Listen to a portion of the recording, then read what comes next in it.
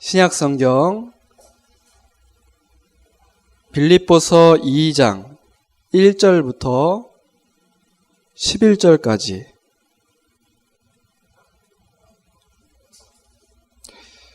다 찾으셨으면 한 절씩 교독하고 마지막 절을 함께 읽겠습니다.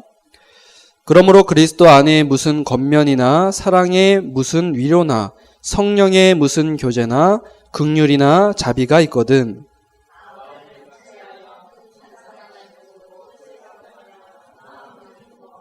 아무 일에든지 다툼이나 허영으로 하지 말고 오직 겸손한 마음으로 각각 자기보다 남을 낮게 여기고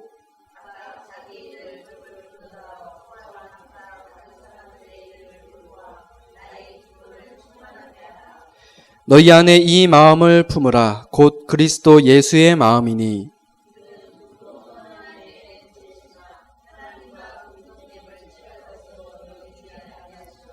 오히려 자기를 비워 종의 형체를 가지사 사람들과 같이 되셨고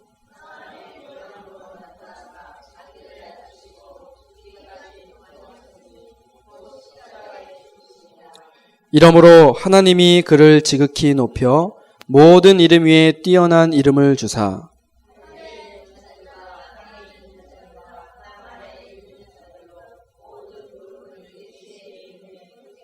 함께 읽겠습니다. 모든 입으로 예수 그리스도를 주라 시인하여 하나님 아버지께 영광을 돌리게 하셨느니라.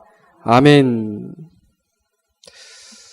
오늘도 주의 은혜가 이 자리에 있는 우리 모든 성도들과 또 렘넌트들 가운데 충만하게 임하기를 주님의 이름으로 축복합니다. 우리 지난 주간에 어린이 수련회가 있었습니다. 우리 렘넌트들 또 교사들이 잘 다녀왔고 그냥 다녀온 것이 아니라 말씀 붙잡고 또 결단도 하고 또 실천하게 되는 그런 은혜를 가지고 왔습니다. 우리 성도님들께서 격려해 주시고 또 그 붙잡은 말씀이 반드시 성취되도록 기도해 주시기를 바랍니다. 오늘은 지난 시간에 이어서 제자의 특징 중에 한 가지를 살펴보고자 합니다. 예수님께서 원하셔서 우리를 그리스도의 제자로 부르셨습니다. 이것이 올해 우리에게 주시는 하나님의 말씀인데요. 그 제자에게는 특징이 있는데 오늘 말씀의 제목처럼 그 특징이 뭐라고 되어 있죠? 교만하지 않다는 것입니다. 제자의 특징이 뭐라고요? 교만하지 않는다. 제가 적어드렸죠. 우선 이 교만이라는 말의 뜻을 제가 사전에서 찾아보니까 잘난 체하고 그러한 태도로 겸손함이 없이 건방짐이라고 그렇게 되어 있습니다. 그렇다면 이 교만의 반대말은 그 뜻에도 나와 있는 것처럼 겸손함이 없다라고 하니까 그 반대말은 이제 겸손이라고 할 수 있겠죠. 우리가 교만하지 않는 그리스도의 제자이기 때문에 다른 말로 얘기하면 겸손한 그리스도의 제자 이렇게도 말할 수 있겠죠. 진짜 훌륭한 사람 어떤 사람이겠습니까? 진짜 잘났어도 자랑하지 않고 겸손한 사람. 그 사람이 진짜 훌륭한 사람이죠. 그래서 부자들을 가리킬 때 원래 진짜 부자들은 이렇게 잘 티를 안 내잖아요. 정말 부자는. 근데 이제 돈 조금 이제 좀 많이 갖고 있다고 해서 막 그것을 티를 내고 막 이렇게 생색내고 그런 사람들을 그래서 우리가 뭐라고 부르죠? 졸부라고 그러잖아요. 졸부. 그죠? 부자가 아니라 졸부라고 그렇게 얘기합니다. 겸손의 뜻을 한번 볼까요? 겸손은 자신을 낮추며 상대방을 인정하고 높이는 욕심 없는 마음 상태 그렇게 이야기합니다. 그래서 이 겸손은 우리 하나님 백성에게 요구되는 그런 신앙의 덕목이기도 합니다. 그러니까 단순히 자신을 낮추는 게 겸손이 아니라요. 상대방을 인정하고 높이는 그런 모습이 반드시 있어야 합니다. 역대하 7장 14절에 이 성전 건축을 완료한 솔로몬에게 밤에 하나님께서 나타나셔서 말씀을 하시는데요. 이렇게 말씀을 합니다. 내 이름으로 일컫는 내 백성이 그들의 악한 길에서 떠나 스스로 낮추고 기도하여 내 얼굴을 찾으면, 어디에서 찾는다는 거죠? 지금 이제 성전에 와서, 이 성전이 이제 건축이 다 됐는데 하시는 말씀이에요. 이제 백성들이 다 이제 성전에 와서, 자, 계속 읽겠습니다. 내 얼굴을 찾으면 내가 하늘에서 듣고 그들의 죄를 사하고 그들의 땅을 고칠지라.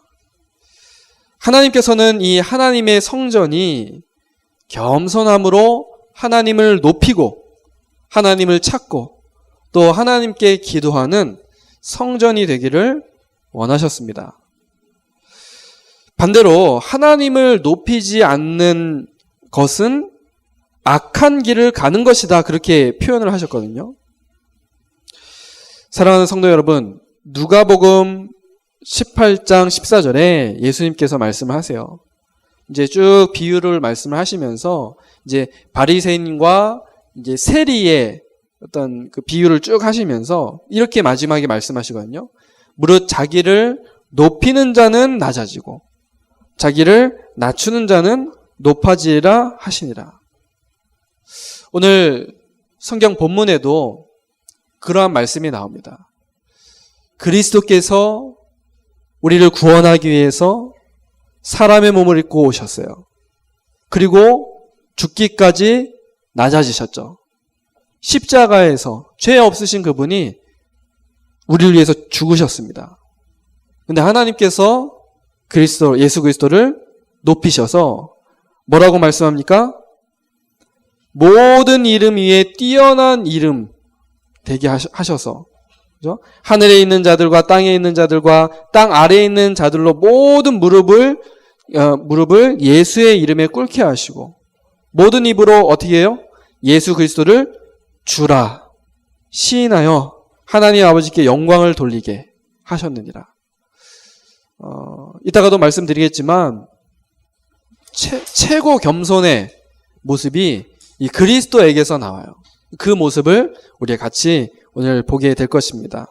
그래서 오늘 이 시간 말씀을 통해서 우리가 버려야 할 교만이 무엇이고 또 자기를 낮추는 겸손이 무엇인지를 여러분들이 잘 말씀을 통해서 깨달으시기를 바랍니다.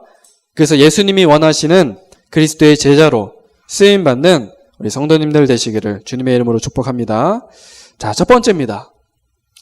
교만이란 그럼 무엇입니까? 교만에 대해서 제가 어제 말씀 준비하면서 연구를 해봤는데요. 성경은 하나님을 높이지 않고 자기 자신을 높이는 것을 교만이라고 말을 합니다. 그럼 이 교만이 어디에서 또 누구에게서 시작이 되었을까요? 요한계시록 12장에는 우리의 대적인 이 사탄의 존재를 언급을 하고 있습니다. 나중에 한번 이번 주 중에 오늘 이제 나오는 모든 그런 성경 구절들을 한번 직접 찾아보시길 바랍니다. 요한계시록 12장에 보면 누가 봐도 이거 사탄이구나 그렇게 보게 되는데요. 7절에 뭐라고 하냐면 하늘에 이제 전쟁이 있는데 이것은 하나님을 대적한 이 사탄과 또 하나님의 군대 그 천사장이죠. 미가엘의 전투 그것이 벌어집니다. 원래 천사장 중에 하나였던 그런 사탄이 교만해져서 하나님을 대적하면서 벌어진 전쟁이거든요. 9절에는 그를 뭐라고 표현했느냐? 큰 용, 옛 뱀, 마귀라고도 하고 사탄이라고도 한다. 그리고 온 천하를 꿰는 자라고 그렇게 말씀을 합니다. 에스겔서 28장 1절에서 19절에는 조금 더 자세하게 표현되어 있는데 어떤 생각을 가지고 있었느냐? 자신을 신이라 하고, 이 천사도 피조물 아니겠습니까? 신이 아니란 말이죠. 하나님이 아니란 말입니다. 그런데 자신을 신이라 하고, 또 하나님의 자리에 앉아 있다고, 또 하나님의 마음 같은 채 한다고 표현합니다. 재밌죠? 하나님의 마음 같은 채 한다. 아닌데 그런 채를 한다 이거죠. 거기에 이제 에스겔서 28장에 정확하게 언급이 되어 있습니다. 교만이라는 단어들이 계속 나오는데요. 교만은 그럼 무엇이냐? 사탄의 것이고 사탄으로부터 시작이 된 것이 바로 교만이라는 겁니다.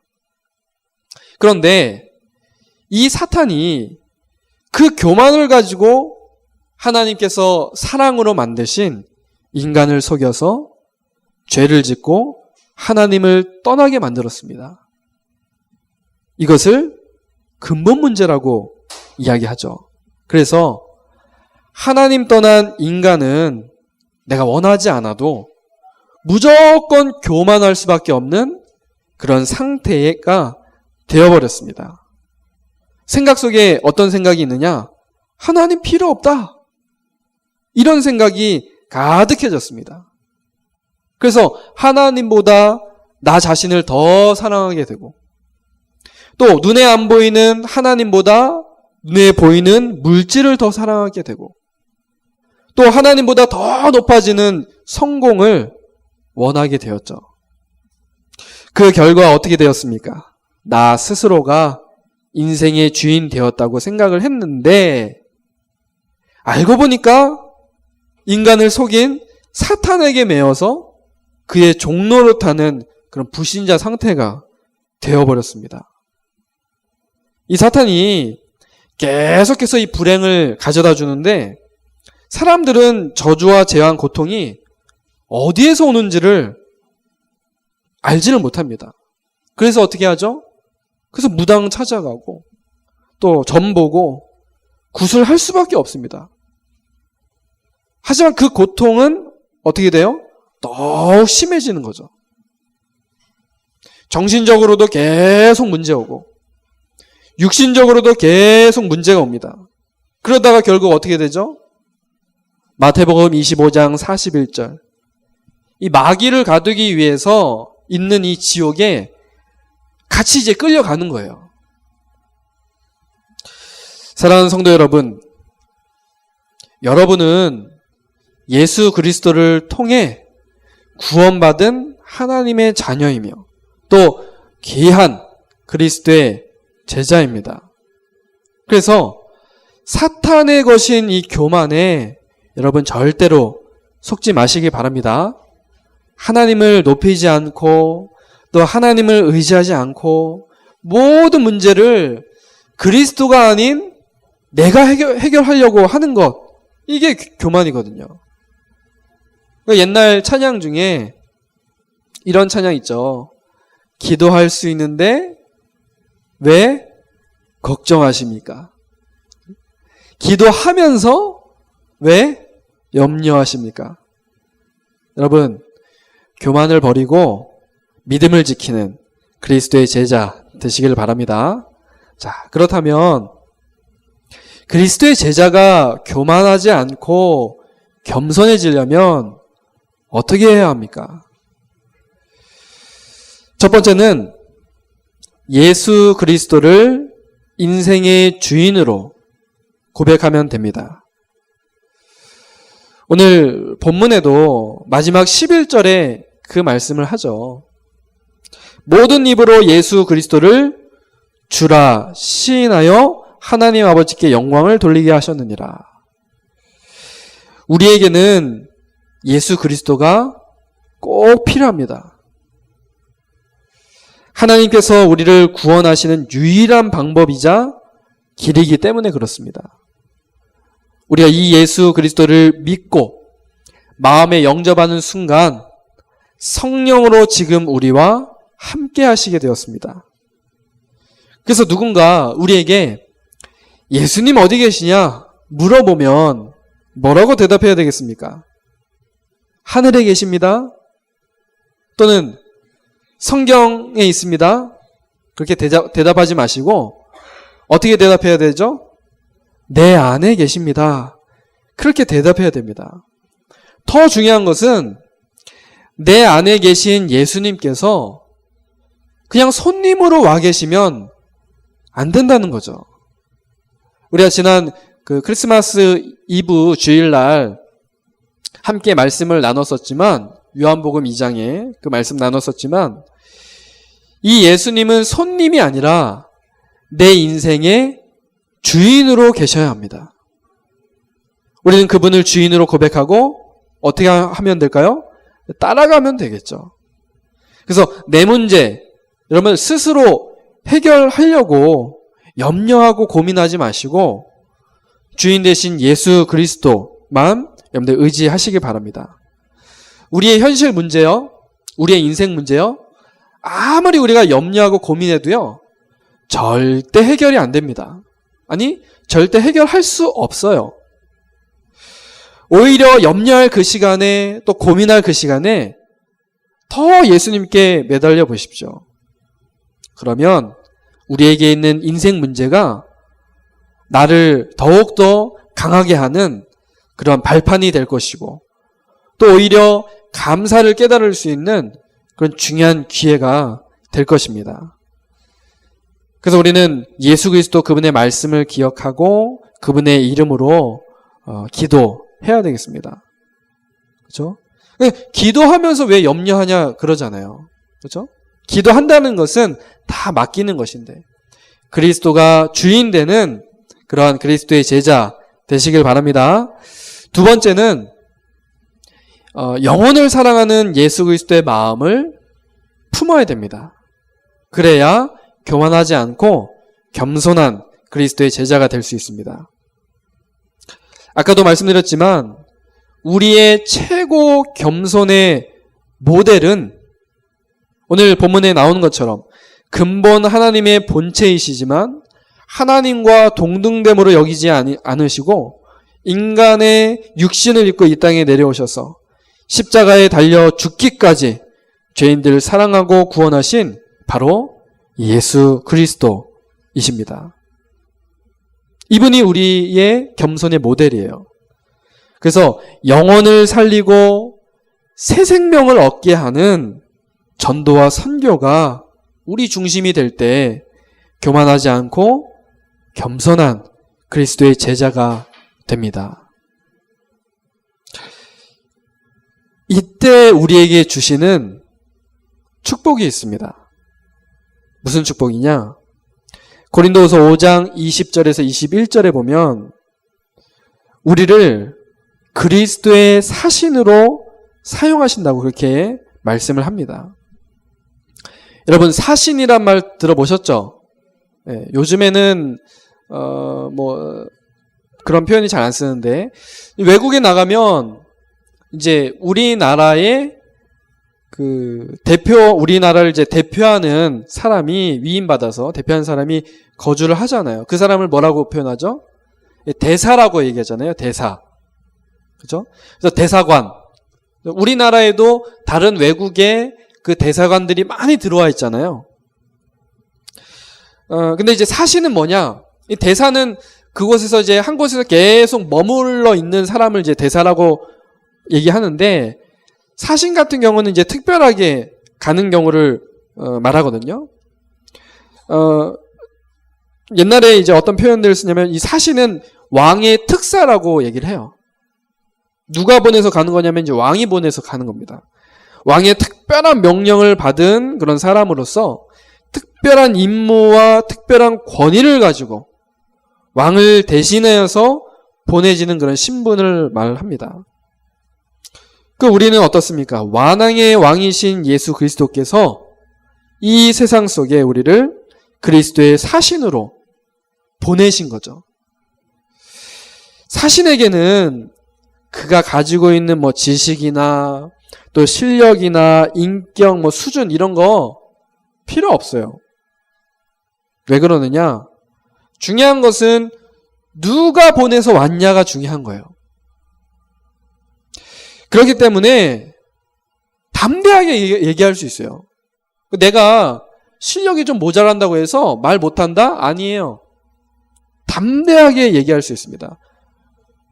이 사신의 역할을 했던 사람이 성경에 대표적으로 이제 많은 사람들이 있지만 제가 제일 손꼽는 이 사신의 모습은 뭐 바울이기도 하지만 구약 시대 때 모세, 여러분들 아시죠? 출애굽기 3장에 하나님께서 이제 모세를 불러다가 뭐라고 말씀하시죠?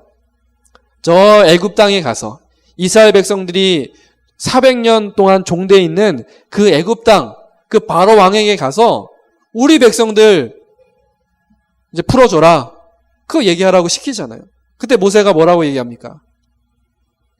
저는 못합니다.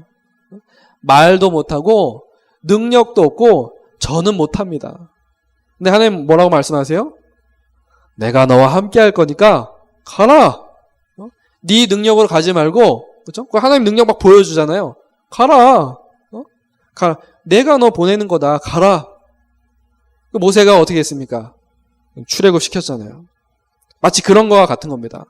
여러분들이 그러한 그리스도의 사신으로 보내심을 받았다는 겁니다. 그래서 담대하면서도 또 어떻게 해요? 교만할 이유가 없어요. 사신은 담대하지만 교만하지 않아요. 왜냐하면 내가 왕의 보내심을 받아서 왕 대신해서 온 거기 때문에 내가 왕이 아니에요. 왕의 그 권위를 가지고 섰지만 나 스스로가 왕이 아니기 때문에 교만할 필요도 없습니다. 주님이 수많은 영혼들 구원하기 위해서 우리를 그리스도의 사신으로 보내셨습니다. 그럼 우리는 이제 가서 뭐 하면 될까요? 주님이 부탁하신 그 말씀, 주님의 뜻을 전하기만 하면 되는 것이죠. 그래서 제가 성경 구절 2개 적어놨죠. 베드로전서 2장 9절, 이제 앞에 것 빼고 뒤에 것만 말씀드리면, 이는 너희를 어두운 데서 불러내어 그의 기이한 빛에 들어가게 하신 이의 아름다운 덕을 선포하게 하려 하심이라. 우리 구원하신 예수 그리스도 전하라는 거예요. 마태복음 28장 19절 20절, 그러므로 너희는 가서 모든 민족을 제자로 삼아 아버지와 아들과 성령의 이름으로 세례를 베풀고 내가 너에게 분부한 모든 것을 가르쳐 지키게 하라. 이것이 예수님이 원하시는 그리스도의 제자의 모습입니다. 오늘 말씀을 맺겠습니다. 교만은 하나님이 필요 없다는 생각이고 또 나 스스로가 인생의 주인이라는 그런 생각입니다. 이것은 사탄에게서 시작되었고 사탄은 지금도 이러한 생각을 가지고 우리를 속이려고 합니다. 날 구원하신 또 성령으로 내 안에 계신 예수 그리스도께서 내 인생의 주인 되심을 믿음으로 고백하는 겸손한 그리스도의 제자 되시기를 바랍니다. 이때 주님이 우리를 그리스도의 사신으로 또 그리스도의 제자로 이 시대를 살리는 전도자로 사용하실 줄로 믿습니다. 이번 한 주간 말씀 그대로 교만하지 않고 예수 그리스도를 인생의 주인으로 고백하며 제자의 축복을 누리는 우리 성도님들 되시기를 주님의 이름으로 축복합니다. 우리 말씀 붙잡고 기도하겠습니다. 하나님, 이번 한 주간 교만하지 않는 겸손한 그리스도의 제자 되게 하옵소서. 우리 함께 기도하겠습니다. 하나님 아버지 감사합니다. 하나님, 오늘도 우리에게 그리스도의 제자의 중요한 특징을 알게 하시고 그리스도의 제자로 인도받도록 우리에게 말씀 주심 감사를 드립니다. 하나님, 이 교만은 사탄의 것이고 또 사탄이 이것을 가지고 우리를 속이려 함을 우리가 알고 있습니다. 하나님, 우리가 사탄에게 속지 않고 정말 그리스도의 제자로 겸손할 수 있도록 하나님 축복하여 주옵소서. 그 겸손은 예수 그리스도를 우리 인생의 주인으로 고백하는 것이고 또 주님이 그러한 마음을 가지셨듯이 영혼을 사랑하는 예수 그리스도의 마음을 품을 때 주님이 우리를 이 시대를 살릴 그리스도의 사신으로 우리를 보내시는 줄로 믿습니다. 하나님 이번 한 주간 이 말씀 붙잡고 교만하지 않고 오히려 겸손하며 복음을 증거하는 전도자 그리스도의 제자 되도록 하나님 축복하여 주옵소서. 감사를 드리며 살아계신 예수 그리스도의 이름으로 기도드립니다.